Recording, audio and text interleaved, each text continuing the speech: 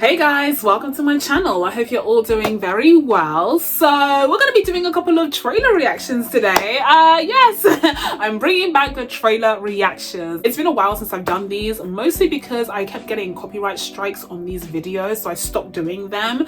But I am bringing it back just for now because Marvel did release a couple of trailers for their upcoming films over the last week. The first one being the first proper trailer for Fantastic Four. And then they followed up with an extended trailer for Thunderbolts over in the Super Bowl. So I thought I would tap in and take a look at both of these trailers because I haven't watched them yet. I had such a busy week last week that I just, I couldn't. I literally could not spare a second looking at these trailers. And so since I'm already filming a Super Bowl reaction video, I figured why not take a look now? Whilst we're already here, why not? So if that sounds fun to you guys, then stay tuned. As always, if you haven't already, please be sure to subscribe to my channel, make sure you turn on your notification, etc. and so forth. For this video, we're going to be diving into my reaction to the Fantastic Four trailer. Ooh, a first look at Marvel's Fantastic Four. Now, I've already talked about my thoughts on the Fantastic Four in my unpopular opinions video from last year. If you want to hear my thoughts on that, then you can go ahead and check out that video, but the title will give you a clue as to what my thoughts are. But I'm gonna try and go into this trailer with an open heart. Okay, I'm gonna try and move away from some of that bias and just see what we're dealing with here. Okay, so here we go, pressing play now. Welcome to the Baxter Building. We make Very a point to do retro. family dinner every week.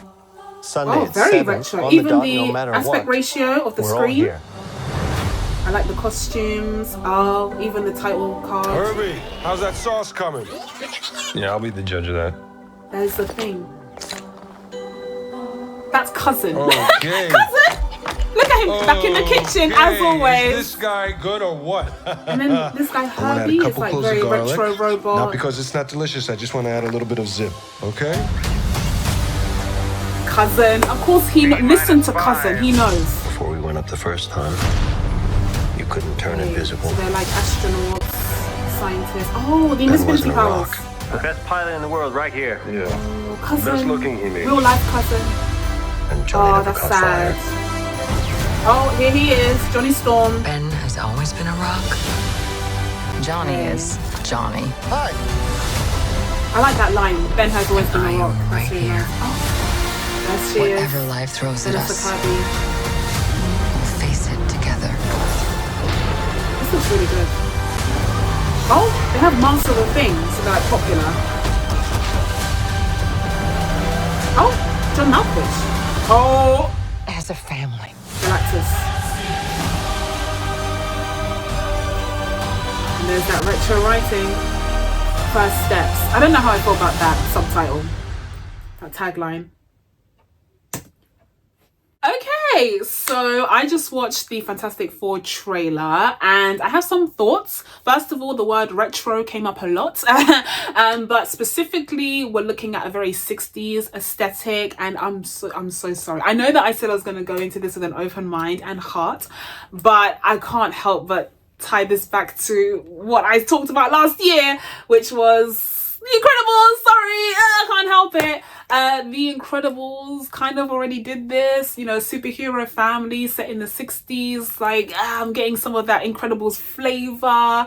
But to be fair, it's not a copy of The Incredibles or anything. This is just kind of tying back into when the Fantastic Four were first introduced in the comics. Like, I understand that, okay? But I'm just saying that, like, Brad Bird already did this and he did this well. So, like, they have a lot to live up to. Anyways, but I really like this aesthetic. It feels real. Like, it feels like we're getting proper sets. We're not just getting the volume everywhere. Hopefully the days of Disney using and abusing the volume are finally behind us. But yeah, this looks very tangible. It looks like there was some beautiful set design and production design that went into this to give us this sort of retro 60s feeling. Same with the costumes, although not really with the hair, especially for Vanessa Kirby. It's very much giving like typical 21st century white woman. So like I don't know what happened with with the hairstyling, but with the other guys, especially Pedro Pascal, like he was giving retro with his hair, and definitely with the costumes all around, so that's cool. In terms of the cast, I'm gonna need to see a bit more. This was just like a cheeky little teaser, so we didn't really get to see a lot of them like in action and really interacting with one another. They look good standing still, like that, that's cute, but I'm not sure about this kind of family dynamic. They look kind of mismatched as a family, which is interesting because that was the critique that people had for Michael B. Jordan being in the Marvel's first family for the previous iteration of the Fantastic Four. But here they also look pretty mismatched. I think Vanessa Kirby does look like she could feasibly be related to Joseph Quinn. But Joseph Quinn, he looks odd as a blonde. Like, I don't know if the blonde Johnny Storm look works for him. Like, it just doesn't look, something about it feels off. Like with Vanessa, it works, but with him, it just, something about the tone of blonde feels off for his skin undertone. And it's interesting because in Gladiator 2, he was also a blonde, but it was like an aggressively yellow, like golden, artificial blonde that kind of worked for him and made him look like wild and like a crazy Caligula archetype, which is what they were going for. So that worked. Whereas here, he's supposed to be a natural blonde, and it's like, I don't know about that. When it comes to Pedro Pascal as Reed Richards, I agree with most who said that that role would have gone better with like an Adam Driver type. Like, I just feel like Adam Driver was such perfect casting that it's a shame that Marvel couldn't make that happen. But Pedro Pascal, like, he looks good so far. I wonder if, you know, he actually uses his stretching abilities to write across that chalkboard that we saw him using during the trailer. That would be funny. I actually am curious to see how they manifest the stretching abilities in general, because I just think that they look so ridiculous and crazy and absurd when they're done in live action, that I'd be curious to see if they manage to pull it off. I mean, Pedro Pascal is so cool, so like maybe he can pull it off, but even for him it might prove to be difficult, you know, because something about those stretching abilities are just so goofy. Like, it's not the coolest looking power. I mean, just ask Miss Marvel. They mixed up her powers just to avoid having to rely on the stretching too much. So I'm curious to see how that's going to look like in live action and if Pedro Pascal can pull it off. And then we get to the villains. We have John Malkovich portraying someone. I have no idea who he's portraying, but cool to see John Malkovich in an MCU movie.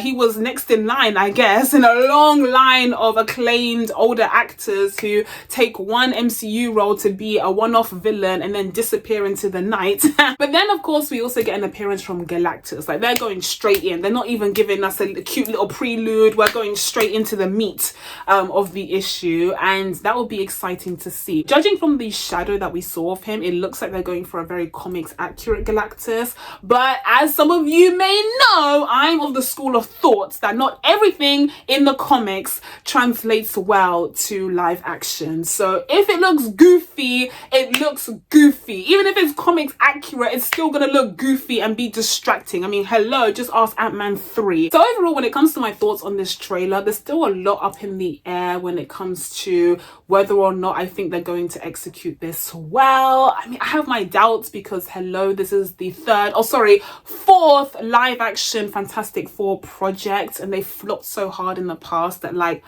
I've been burned. I've been burned too many times, okay? So I'm trying to keep the faith, but like, I have my doubts, as I said. But it looks like Matt Shakman, at the very least, has a very specific kind of point of view and vision for where he wants to take the Fantastic Four.